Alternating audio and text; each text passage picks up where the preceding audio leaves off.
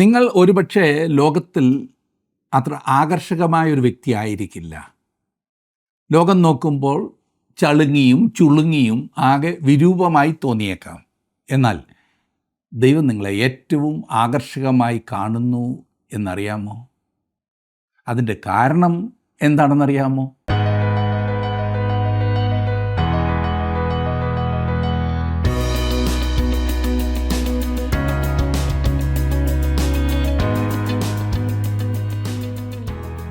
ജീവസന്ദേശത്തിലേക്ക് സ്വാഗതം. യഹോവേ, വിശുദ്ധി അങ്ങയുടെ ആലയത്തിന് എന്നേക്കും ഉചിതം തന്നെ എന്നാണ് സങ്കീർത്തനക്കാരൻ പാടിയിരിക്കുന്നത്. നിങ്ങൾ ദൈവത്തിൻ്റെ മന്ദിരമെന്നും ദൈവത്തിൻ്റെ ആത്മാവ് നിങ്ങളിൽ വസിക്കുന്നുവെന്നും അറിയുന്നില്ലയോ എന്ന് ഓർമ്മിപ്പിച്ചിട്ട് വിശുദ്ധ പൗലോസ് പറയുന്നത്, ദൈവത്തിൻ്റെ മന്ദിരം നശിപ്പിക്കുന്നവനെ ദൈവം നശിപ്പിക്കുമെന്നാകുന്നു. കാരണവും അവിടെ വെളിപ്പെടുത്തിയിരിക്കുന്നു. ദൈവത്തിൻ്റെ മന്ദിരം വിശുദ്ധമല്ലോ, നിങ്ങളും അങ്ങനെ തന്നെ. 1 തെസ്സലോനിക്കർ 4-ാം അധ്യായം 3 മുതൽ 12 വരെയുള്ള വാക്യങ്ങൾ ഇന്ന് നമുക്ക് ചിന്തിക്കാം.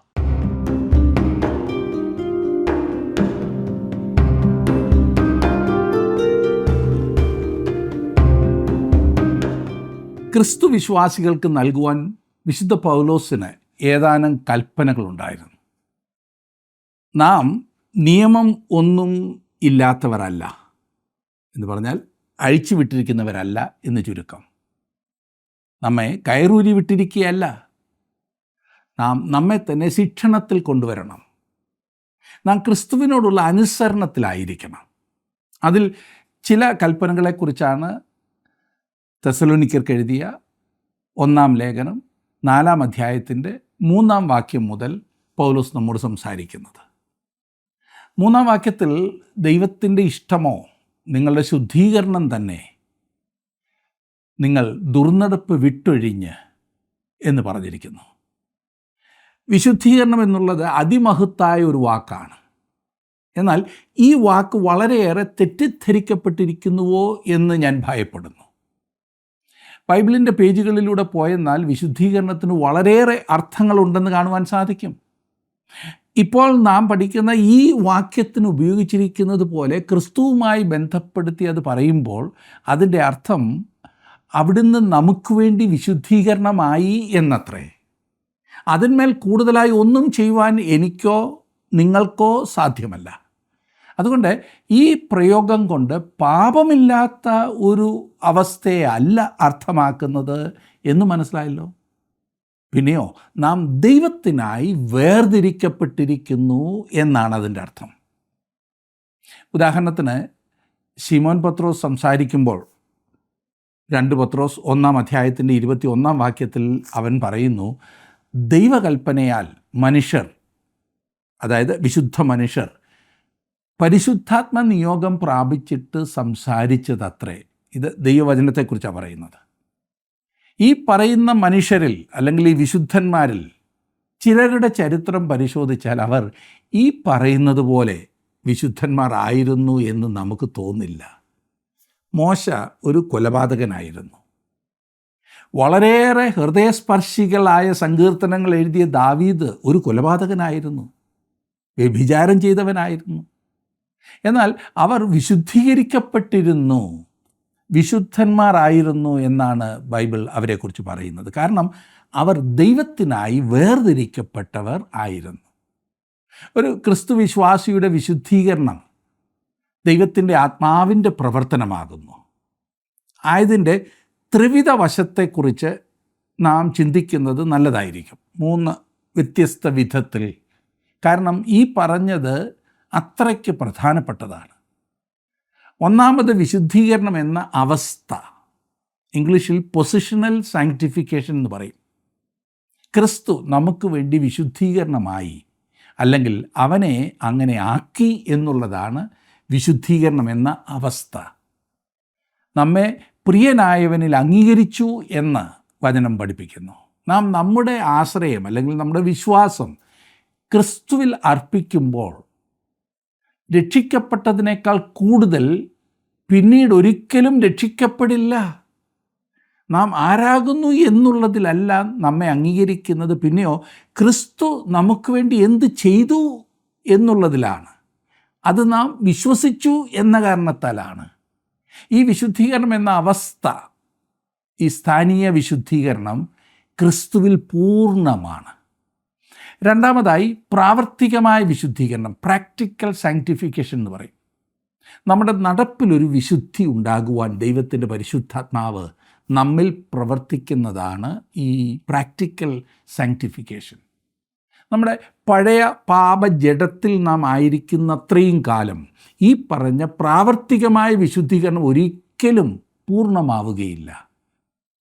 ഇനി മൂന്നാമത്തേത് സമൂലമായ വിശുദ്ധീകരണം, ടോട്ടൽ സാങ്ക്ടിഫിക്കേഷൻ എന്ന് പറയും. ഇത് ഭാവിയിൽ സംഭവിക്കുവാൻ പോകുന്നതാണ്. അതെ, നാം ക്രിസ്തുവിൻ്റെ സ്വരൂപത്തോട് അനുരൂപമാകുന്ന ആ അവസ്ഥയിൽ. അപ്പോൾ വിശുദ്ധീകരണം എന്ന അവസ്ഥയും പ്രവൃത്തിയും പൂർണ്ണമായി തീരും. വിശുദ്ധീകരണം എന്നുള്ള വാക്കിൻ്റെ അക്ഷരാർത്ഥം ദൈവത്തിനായി വേർതിരിക്കപ്പെട്ടത് എന്നത്രേ. ഒരു നഷ്ടപ്പെട്ട പാപി വിശ്വാസത്തോടെ ക്രിസ്തുവിങ്കിലേക്ക് വന്ന് ക്രിസ്തുവിനെ തൻ്റെ രക്ഷകനായി അംഗീകരിക്കുന്ന നിമിഷം ആ വ്യക്തിയെ ദൈവത്തിൻ്റെ ഉപയോഗത്തിനായി വേർതിരിക്കപ്പെടുന്നു. ഈ കാര്യം പഴയ നിയമത്തിൽ പ്രത്യേകിച്ചും സമാഗമന കൂടാരത്തിൽ വളരെ വ്യക്തമായി പല ചിത്രങ്ങളിലൂടെ കാണിച്ചിട്ടുണ്ട്. വളരെ ലളിതവും പ്രായോഗികവുമായ പാഠങ്ങളിലൂടെ പഴയ നിയമ വിശ്വാസികളെ ദൈവം വലിയ ഉപദേശ സത്യങ്ങൾ പഠിപ്പിച്ചിരുന്നതായി നാം കാണുന്നു. യാഗത്തിനായി ഉപയോഗിച്ചിരുന്ന പാത്രങ്ങളും ഉപകരണങ്ങളും സമാഗമന കൂടാരത്തിലുണ്ടായിരുന്നു. മരുഭൂമിയിലൂടെ 40 വർഷം സഞ്ചരിച്ച് ഉപയോഗിച്ചതിന് ശേഷവും ആ പാത്രങ്ങളൊക്കെ എങ്ങനെ ആയിരുന്നിരിക്കുമെന്ന് നിങ്ങൾക്ക് ഊഹിക്കാവുന്നതേ ഉള്ളൂ. ഒക്കെ ചുളുങ്ങിയും ആകൃതി മാറിയും ചളുങ്ങിയും. ഞാൻ ചിന്തിക്കുന്നില്ല അവ ആകർഷകങ്ങളായ പാത്രങ്ങളായിരുന്നു എന്ന്. അവ ഏതെങ്കിലും ഒരു അമ്മച്ചിയുടെ അടുത്ത് കൊണ്ടുവന്നാൽ അമ്മച്ചി പറയും, ഹേ, ഇത് കളഞ്ഞിട്ട് നമുക്ക് വല്ല പുതിയതും വാങ്ങാം, അല്ലെങ്കിൽ ഇത് മാറിയെടുക്കാമെന്ന്. ഇന്ന് സകലതും എക്സ്ചേഞ്ച് ചെയ്യാമല്ലോ, പഴയത് കൊടുത്താൽ പുതിയത്. എന്നാൽ ദൈവം അവയെ വിശുദ്ധ പാത്രങ്ങളെന്നാണ് വിളിച്ചിരിക്കുന്നത്. മനസ്സിലായോ? അവ ദൈവത്തിൻ്റെ ഉപയോഗത്തിനായി വേർതിരിക്കപ്പെട്ടവയായിരുന്നതിനാലാണ് അവയെ വിശുദ്ധമെന്ന് പറഞ്ഞിരുന്നത്. അത് ചളുങ്ങിയാലും ചുളുങ്ങിയാലും കറുത്തിരുന്നാലും ഇരുണ്ടിരുന്നാലും അത് ദൈവത്തിന് വിശുദ്ധമാണ്. അതുകൊണ്ടാണ് അവ വിശുദ്ധമായിരുന്നത്. ഇതേ വിധത്തിൽ ഏതൊരു മനുഷ്യനെക്കുറിച്ചും പറയാവുന്നതാണ്.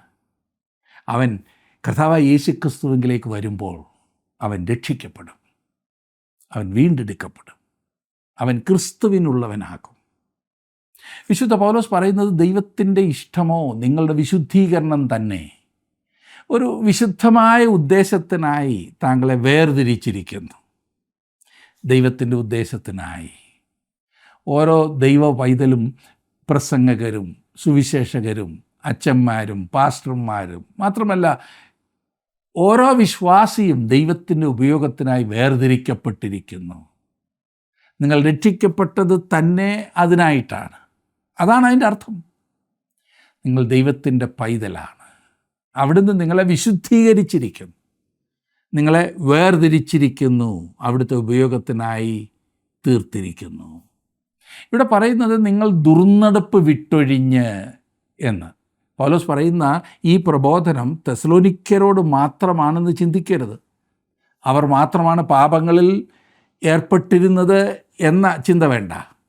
പ്രത്യേകിച്ച് ജഡത്തിൻ്റെ പാപങ്ങളിൽ ഏർപ്പെട്ടിരുന്നത് അവർ മാത്രമായിരുന്നു എന്ന് ചിന്തിക്കരുത്. റോമാക്കാരുടെ സമയത്ത് മാത്രമായിരുന്നു വിഗ്രഹാരാധനയും ലൈംഗിക പാപങ്ങളും ഒന്നിച്ചു പോയിരുന്നത് എന്ന് നാം തെറ്റിദ്ധരിക്കരുത്. സാത്താനെ ആരാധിക്കുന്ന അനേകർ ഇന്ന് നമ്മുടെ നാട്ടിലൊക്കെ ഉണ്ട്.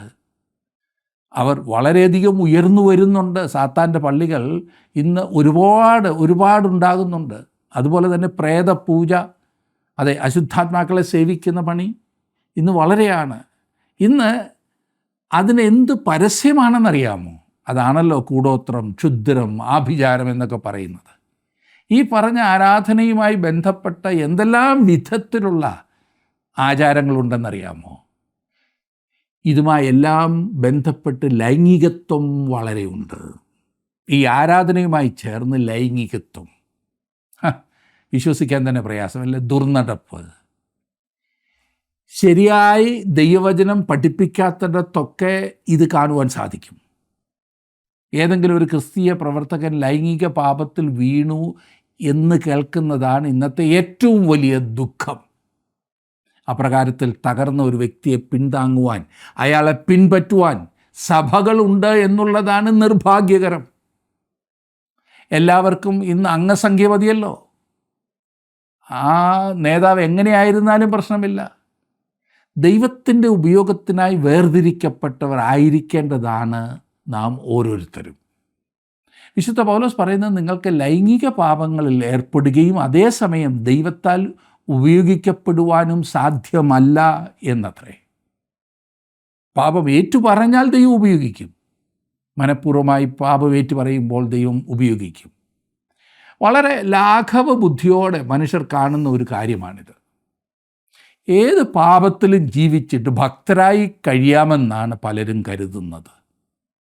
പാപത്തിൽ ജീവിച്ചുകൊണ്ട് താങ്കൾക്കൊരു ക്രിസ്തീയ പ്രസംഗകനായോ ക്രിസ്തീയ പാട്ടുകാരനായോ സൺഡേ സ്കൂൾ അധ്യാപകനായോ സഭയിലെ ഏതെങ്കിലും ഉത്തരവാദിത്വം ഏൽക്കുന്നവനായോ മുൻപോട്ട് പോകുവാൻ സാധ്യമല്ല. ഒരുപക്ഷെ ലോകപ്രകാരം സാധിച്ചെന്ന് വന്നേക്കാം. എന്നാൽ ദൈവം അത് അംഗീകരിക്കുന്നില്ല. അഥവാ അങ്ങനെ ആയിരിക്കുന്നു എങ്കിൽ ദൈവം താങ്കളെ തള്ളിക്കളഞ്ഞിരിക്കുകയാണ്. താങ്കൾ ദൈവഹിതത്തിന് വെളിയിലാണ്. അനുതപിച്ച് ദൈവസന്നിധിയിലേക്ക് വരുമെങ്കിൽ ദൈവം താങ്കളെ ചേർത്തുകൊള്ളും. അല്ലെങ്കിൽ കുറേ നാൾ ഇങ്ങനെ അഭിനയിക്കാം, അത്രമാത്രം. അതുകൊണ്ട് ദൈവത്തിൻ്റെ വേലയെ തകർക്കുവാൻ മാത്രമേ അങ്ങനെയുള്ളവർക്ക് സാധിക്കൂ. ഇനിയും ഒരു ക്രിസ്തു വിശ്വാസി വിശുദ്ധിക്കായി പരിശ്രമിക്കണമോ? അതെ, അങ്ങനെ വേണമെന്നത്രേ ഞാൻ കരുതുന്നത്. എന്നാൽ താങ്കളും ഞാനും ഓർത്തിരിക്കേണ്ട ഒരു കാര്യം, ക്രിസ്തുവിലൂടെ മാത്രമേ നമുക്ക് ദൈവത്താൽ അംഗീകരിക്കപ്പെടുവാൻ സാധിക്കൂ എന്നാണ്. വിശുദ്ധ പൗലോസ് പറയുന്നത് നാം വിശുദ്ധീകരിക്കപ്പെട്ടിരിക്കുന്നു എന്ന്. ഈ ഉന്നതമായ അവസ്ഥയിലേക്ക് കൊണ്ടുവരപ്പെട്ടിരിക്കുന്നു. ദൈവത്തിന് വേണ്ടി, അതെ, ദൈവിക ഉപയോഗത്തിനായി വേർതിരിച്ചിരിക്കുന്നു. അതുകൊണ്ട് ഇനിയും എന്താണ് വേണ്ടത്? 4-5 വാക്യങ്ങൾ, 4-ാം അധ്യായത്തിൻ്റെ 4-5 വാക്യങ്ങൾ. നിങ്ങൾ ദുർനടപ്പ് വിട്ടൊഴിഞ്ഞ് ഓരോരുത്തൻ ദൈവത്തെ അറിയാത്ത ജാതികളെപ്പോലെ കാമവികാരത്തിലല്ല, വിശുദ്ധീകരണത്തിലും മാനത്തിലും താൻ്റെ പാത്രത്തെ നേടിക്കൊള്ളട്ടെ. വിശുദ്ധ പൗലോസ് തെസ്സലോനിക്കരെ ഇത് പ്രബോധിപ്പിക്കുമ്പോൾ ഒരു കാര്യം ഓർക്കണം. മതവും ലൈംഗികത്വവും കൂടി കൂട്ടിക്കലർത്തിയ വിജാതീയരായിരുന്നു തെസ്സലോനിക്ക വിശ്വാസികൾക്ക് ചുറ്റും അന്നുണ്ടായിരുന്നത്.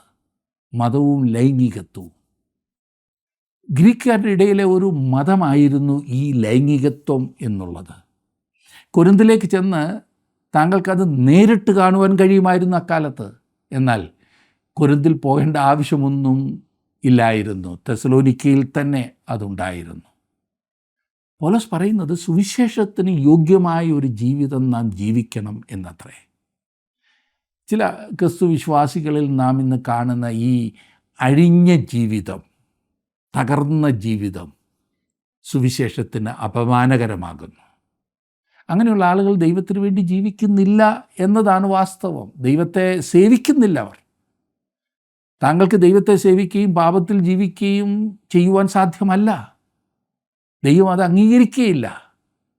എങ്ങനെയും ജീവിച്ചിട്ട് വാചകമടിക്കുവാൻ കഴിവുണ്ടെങ്കിൽ വിജയിക്കുമെന്നാണ് പലരും ചിന്തിക്കുന്നത്.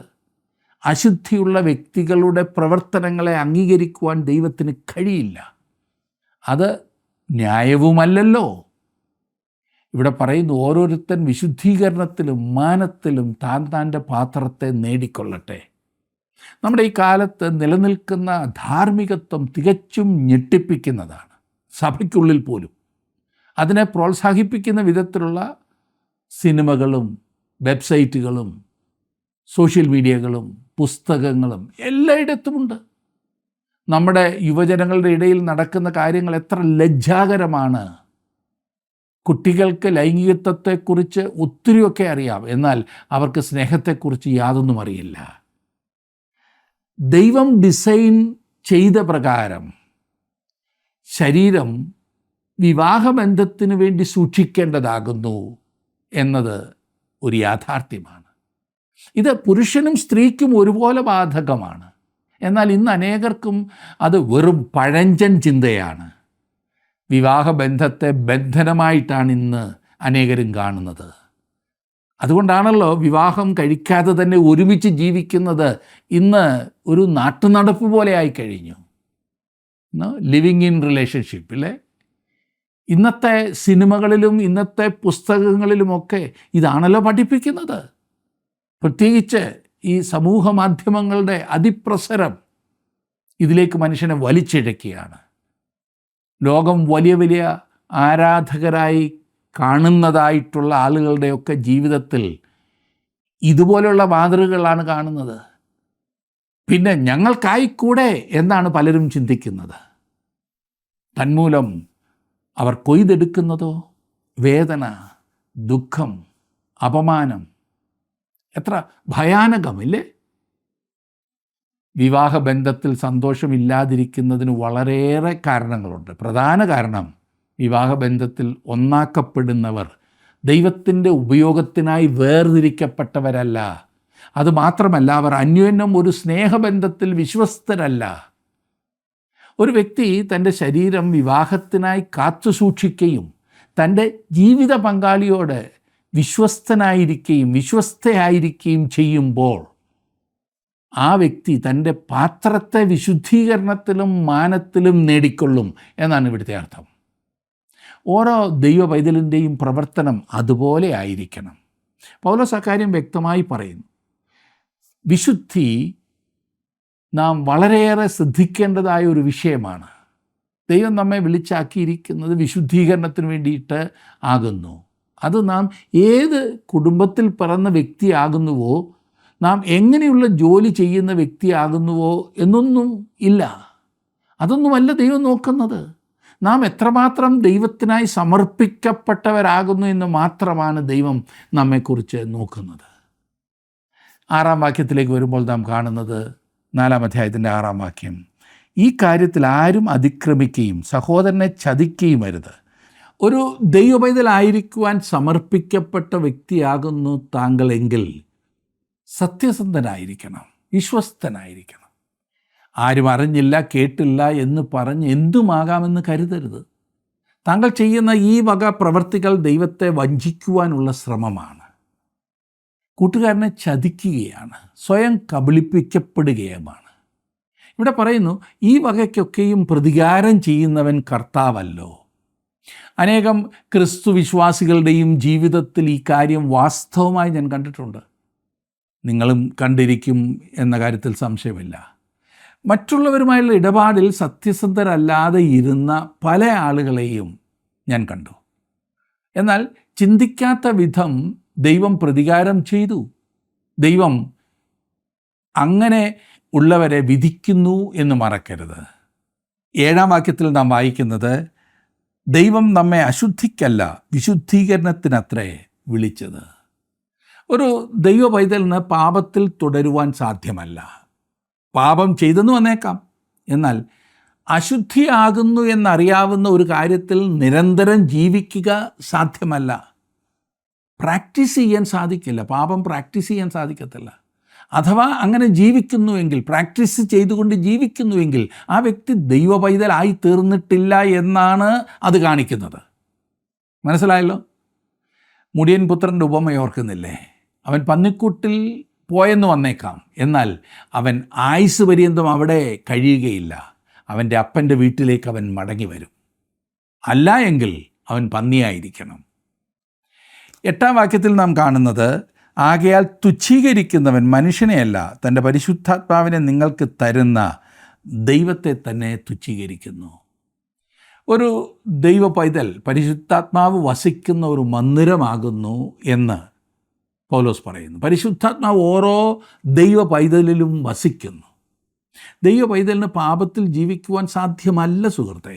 കാരണം പരിശുദ്ധാത്മാവ് അതായത് പരിശുദ്ധനായ ആത്മാവാകുന്നു അവൻ. തൻ്റെ സ്വന്തം ജീവിതത്തിലൊരു ദൈവ പൈതൽ പരിശുദ്ധിക്ക് വേണ്ടി കൊതിക്കുന്ന അവസ്ഥ വരും. അങ്ങനെ ഒരു വാഞ്ച ഇതുവരെ ഉണ്ടായിട്ടില്ല എങ്കിൽ നിങ്ങളുടെ സമർപ്പണത്തെ ഒന്ന് പരിശോധിക്കുകയാണ് വേണ്ടത്. താങ്കളുടെ ജീവിതത്തിൽ വിശുദ്ധിക്ക് വേണ്ടിയിട്ടുള്ളൊരു കൊതി, ദൈവത്തിന് വേണ്ടി നമുക്ക് ജീവിക്കുവാൻ കഴിയുന്ന ഒരേ ഒരു മാർഗം ദൈവത്തിൻ്റെ പരിശുദ്ധാത്മാവിൽ മുൻപോട്ട് പോവുകയാണ്. പൗലോസ് ഗലാത്യർക്ക് എഴുതിയപ്പോൾ നാം കണ്ടതാണ് ഒരു ദൈവ പൈതൽ ജഡത്തിൻ്റെ പ്രവൃത്തികളിൽ മുഴുകാതെ ഇരിക്കണം എന്ന് പറയുന്നത്. മറിച്ച് ജീവിതത്തിൽ ആത്മാവിൻ്റെ ഫലം വെളിപ്പെടുത്തണം. റോമാലേഖനം 8-ാം അധ്യായത്തിൻ്റെ 3-ാം വാക്യത്തിൽ പൗലോസ് അത് വ്യക്തമാക്കുന്നുണ്ട്. ന്യായപ്രമാണത്തിന് ചെയ്യുവാൻ കഴിയാഞ്ഞതിനെ, എന്തുകൊണ്ട് ന്യായപ്രമാണത്തിന് ചെയ്യുവാൻ കഴിഞ്ഞില്ല? ന്യായപ്രമാണം തെറ്റായിരുന്നോ? ഒരിക്കലുമല്ല.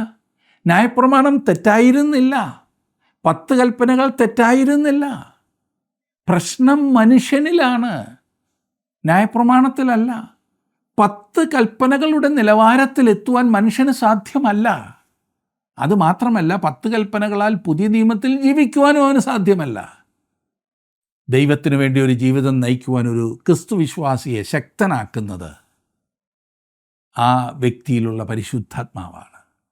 ഓരോ ക്രിസ്തു വിശ്വാസിക്കും ദൈവം തൻ്റെ പരിശുദ്ധാത്മാവിനെ നൽകിയിരിക്കുന്നു.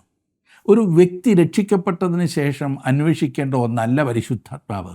ഒരു പാപി ക്രിസ്തുവിനെ സ്വന്തം രക്ഷിതാവായി വിശ്വാസത്താൽ കൈക്കൊള്ളുന്ന ആ നിമിഷം ആ വ്യക്തിക്ക് ദൈവത്തിൻ്റെ ആത്മാവിനെ ലഭിക്കുന്നു. ആത്മാവിനാൽ ദൈവം ആ വ്യക്തിയെ മുദ്രയിടുന്നു എന്ന് എഫേസ്യ ലേഖനം 1-ാം അധ്യായത്തിൽ നാം വായിക്കുന്നു. അപ്പോസ്തലപ്രവൃത്തികളുടെ പുസ്തകം 19-ാം അധ്യായത്തിൽ വിശുദ്ധ പൗലോസ് എഫെസോസിൽ ചെന്നപ്പോൾ ഉണ്ടായ ഒരു സംഭവം രേഖപ്പെടുത്തിയിട്ടുണ്ട്, ഓർക്കുമല്ലോ. അവിടെ ഒരു കൂട്ടം ആളുകൾ ദൈവത്തെ ആരാധിക്കുന്നവരായിട്ടുണ്ടായിരുന്നു. എന്നാൽ അവർ പരിശുദ്ധാത്മാവ് ഉണ്ടെന്നുപോലും കേട്ടിരുന്നില്ല. പരിശുദ്ധാത്മാവിനാൽ മുദ്രയിടപ്പെടാത്തവരായിരുന്നു അവർ എന്ന് ചുരുക്കം. അവർ ആകെ അറിഞ്ഞിരുന്നത് യോഹന്നാൻ്റെ സ്നാനം അതുമാത്രമാണ്. എന്ന് പറഞ്ഞാൽ അവർ ക്രിസ്തുവിൻ്റെ സുവിശേഷം അറിഞ്ഞിരുന്നില്ല എന്നത്രേ. ഏതായാലും വിശുദ്ധ പൗലോസ് അവരോട് ക്രിസ്തുവിൻ്റെ സുവിശേഷം പ്രസംഗിച്ചു. തുടർന്ന് അവർ കർത്താവായ യേശുവിൽ വിശ്വസിച്ച് പരിശുദ്ധാത്മാവിനെ പ്രാപിച്ചു. താങ്കൾ ക്രിസ്തുവിലേക്ക് വരുമ്പോൾ, രക്ഷിക്കപ്പെടുമ്പോൾ മാത്രമേ പരിശുദ്ധാത്മാവിനെ പ്രാപിക്കുന്നുള്ളൂ. ആ അവസ്ഥയിൽ ഒരു ക്രിസ്തു വിശ്വാസി പരിശുദ്ധാത്മാവിനെ പ്രാപിക്കുന്നു. പരിശുദ്ധാത്മ സ്നാനമേൽക്കുകയാണ് അപ്പോൾ ചെയ്യുന്നത്. അങ്ങനെ ക്രിസ്തു വിശ്വാസികളുടെ കൂട്ടത്തിൽ ചേർന്ന് പ്രവർത്തിക്കുവാൻ ആരംഭിക്കുന്നു. അതിനുശേഷം അങ്ങനൊരു വ്യക്തിക്ക് പല ആത്മനിറവുകൾ ഉണ്ടായി എന്ന് വന്നേക്കാം. ഞാൻ കരുതുന്നത് നമുക്ക് നിരന്തരമായ പരിശുദ്ധാത്മ നിറവ് ആവശ്യമാകുന്നു എന്നത്രേ. പരിശുദ്ധാത്മ സ്നാനം, പരിശുദ്ധാത്മാഭിഷേകം, പരിശുദ്ധാത്മ അധിവാസം ഇവയെല്ലാം ഒരേ ഒരർത്ഥത്തിലാണ് ബൈബിളിൽ ഉപയോഗിച്ചിരിക്കുന്നത്. ഇത് ഒരു വ്യക്തി വിശ്വാസത്താൽ ക്രിസ്തുവിനെ അംഗീകരിക്കുമ്പോൾ ഉണ്ടാകുന്ന അനുഭവമാണ്. എന്നാൽ പരിശുദ്ധാത്മ നിറവ് ഒരു വ്യത്യസ്ത അനുഭവമാണ്. നാം നമ്മെ തന്നെ പൂർണ്ണമായും ആത്മാവിൻ്റെ നിയന്ത്രണത്തിനായി ഏൽപ്പിച്ചു കൊടുക്കുമ്പോൾ ഉണ്ടാകുന്ന ആ അനുഭവമാണ്. ആത്മാവ് നമ്മിൽ അധിവസിക്കുന്നത് മാത്രമാണ് ഒരു വിശുദ്ധ ജീവിതം ജീവിക്കുവാൻ നമ്മെ പ്രാപ്തരാക്കുന്നത് എന്ന് നാം ഓർക്കണം. 9-ാം വാക്യത്തിൽ നാം വായിക്കുന്നു, സഹോദരപ്രീതിയെക്കുറിച്ച് നിങ്ങൾക്ക് എഴുതുവാൻ ആവശ്യമില്ല. അന്യോന്യം സ്നേഹിപ്പാൻ നിങ്ങൾ ദൈവത്താൽ ഉപദേശം പ്രാപിച്ചതല്ലാതെ. സ്നേഹമാണ് ഇവിടുത്തെ വിഷയം. പൗലോസ് ഇവിടെ പറയുന്ന പ്രസ്താവന വാസ്തവത്തിൽ ആശ്ചര്യകരമാകും. ഒരു ക്രിസ്തു വിശ്വാസിക്ക് തൻ്റെ സഹോദരന്മാരോട് സ്നേഹമുണ്ടായിരിക്കണം. ദൈവം പഠിപ്പിച്ച സ്നേഹം ഒരു അലൗകികമായ സ്നേഹമാണ്, സൂപ്പർ നാച്ചുറൽ. ആത്മാവിൻ്റെ ഫലമോ സ്നേഹം എന്ന് നാം ഗലാത്യ ലേഖനം 5-ാം അധ്യായത്തിൽ വായിക്കുന്നു. ഇത് സൈദ്ധാന്തികമായ വിധത്തിലുള്ളൊരു സ്നേഹമല്ല. ഇത് തോന്നലല്ല, സൗകര്യം പോലെ സ്നേഹിക്കുന്നതുമല്ല. ഇളക്കമില്ലാത്ത സ്നേഹമായിരിക്കണം. അങ്ങനെയുള്ള സ്നേഹം ക്രിസ്തു വിശ്വാസികളുടെ ഹൃദയത്തിൽ നൽകുവാൻ പരിശുദ്ധാത്മാവിന് മാത്രമേ കഴിയൂ. പരിശുദ്ധാത്മാവിനെക്കുറിച്ച് സംസാരിച്ച് കഴിഞ്ഞ് വിശുദ്ധ പൗലോസ് ആദ്യം സംസാരിക്കുന്നത് സഹോദര സ്നേഹത്തെക്കുറിച്ചാകുന്നു എന്ന് നിങ്ങൾ ശ്രദ്ധിച്ചല്ലോ. അവൻ എഴുതുന്നത് സഹോദര സ്നേഹത്തെപ്പറ്റി നിങ്ങൾക്ക് എഴുതേണ്ട ആവശ്യമില്ല, അന്യോന്യം സ്നേഹിക്കുവാൻ ദൈവം തന്നെ നിങ്ങളെ പഠിപ്പിച്ചിരിക്കുന്നു എന്നാണ്. ഒരു ദൈവ പൈതലിനെ തിരിച്ചറിയുവാനുള്ള അടയാളം ഈ പറഞ്ഞ സ്നേഹമാകുന്നു എന്നത്ര ഞാൻ വിശ്വസിക്കുന്നത്. ഒരു ദൈവപൈതൽ എത്ര മോശമാണെന്ന് നമുക്ക് തോന്നിയാലും അവനെ അഥവാ അവളെ സ്നേഹിക്കുവാൻ മാത്രമേ നമ്മോട് കൽപ്പിച്ചിട്ടുള്ളൂ. 10-ാം വാക്യത്തിൽ നാം വായിക്കുന്നത്, മക്കദോന്യയിൽ എങ്ങുമുള്ള സഹോദരന്മാരോടൊക്കെയും അങ്ങനെ ആചരിച്ചും പോരുന്നുവല്ലോ. എന്നാൽ സഹോദരന്മാരെ, അതിൽ നിങ്ങൾ അധികമായി വർദ്ധിച്ചു വരേണം. വളർച്ചയുടെയും ഉയർച്ചയുടെയും ഒരു ഭാഗമാകുന്നു സഹോദരങ്ങളോടുള്ള സ്നേഹം. ഉള്ളത് പറഞ്ഞാൽ ചില വിശുദ്ധന്മാർ സ്നേഹിക്കുവാൻ കൊള്ളാകുന്നവരാണെന്ന് തോന്നാറില്ല. ഈ തെസ്സലോനിക്കർ തങ്ങളുടെ സഹോദരങ്ങളെ സ്നേഹിച്ചു, എന്നാൽ അവരുടെ സ്നേഹം വേണ്ട വിധത്തിൽ ഉയർന്നിരുന്നില്ല എന്നത് വ്യക്തമാണ്. അവർ അവരുടെ സ്നേഹത്തിൽ പൂർണ്ണരായിരുന്നില്ല. മെച്ചപ്പെടുവാനുള്ള അവസരം പിന്നെയും ഉണ്ടായിരുന്നു. ക്രിസ്തു വിശ്വാസികൾ തമ്മിൽ പിണക്കമുള്ള പല രംഗങ്ങളുണ്ട്.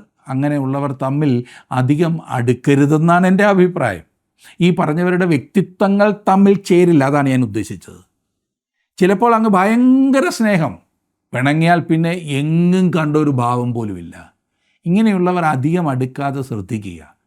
അതുകൊണ്ട് മറ്റേ വ്യക്തിയെ പകയ്ക്കണമെന്നർത്ഥമല്ല. ദൈവമക്കൾ എന്ന കാരണത്താൽ നമുക്കവരെ തുടർന്നും സ്നേഹിക്കുവാൻ കഴിയണം. തമ്മിൽ അടുക്കുന്നതാണ് പ്രശ്നമെങ്കിൽ അത് കൈകാര്യം ചെയ്താൽ മതിയല്ലോ. ആളെ സ്നേഹിക്കൂ. ചില വ്യക്തികളോട് അടുത്തിടപെട്ടാൽ ഞാൻ മുഷിയാറുണ്ട്, എന്നാൽ അവരെ ഞാൻ സ്നേഹിക്കുന്നു.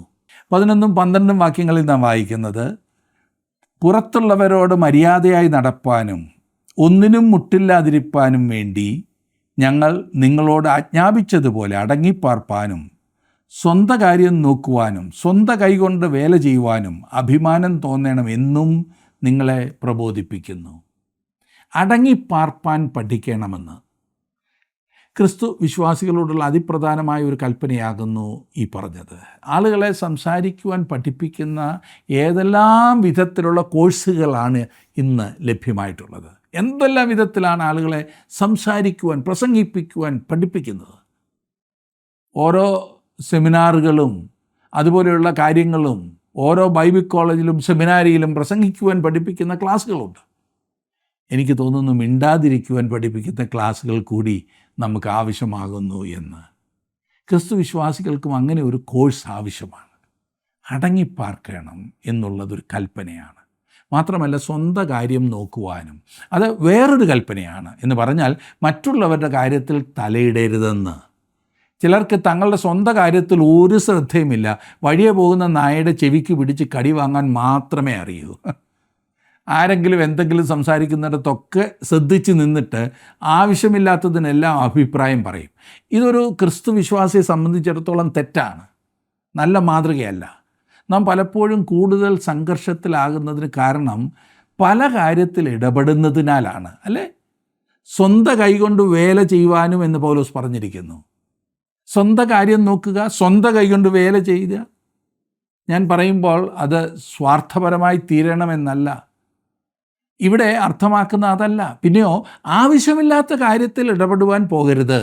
നമുക്കിടപെട്ടത് കൊണ്ട് പ്രയോജനമില്ലാത്തതും നമുക്ക് സ്വന്തമായി പ്രയോജനമില്ലാത്തതും മറ്റുള്ളവർക്ക് പ്രയോജനം ചെയ്യാത്തതുമായ കാര്യങ്ങൾ നാം അങ്ങനെ വിട്ടുകളയുക.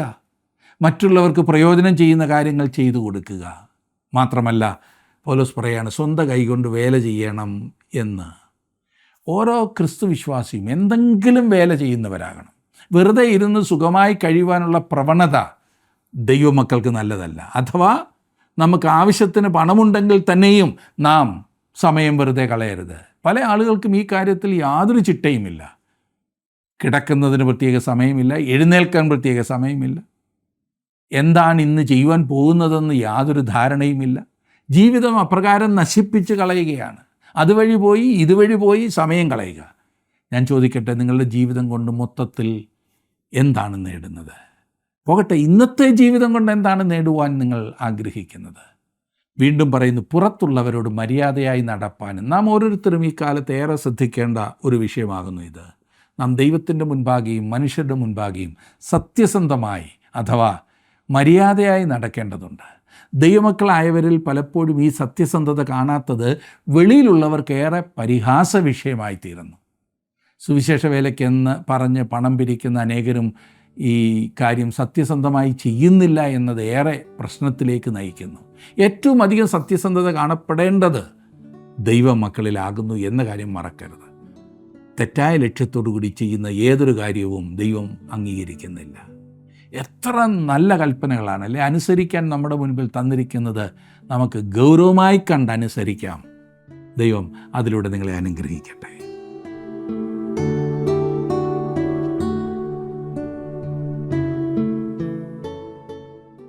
ഒരു ക്രിസ്തു ശിഷ്യൻ്റെ വളർച്ചയ്ക്ക് ഒഴിച്ചുകൂടാനാവാത്ത കാര്യമാകുന്നു ദൈവിക ഉപദേശമെന്നുള്ളത്.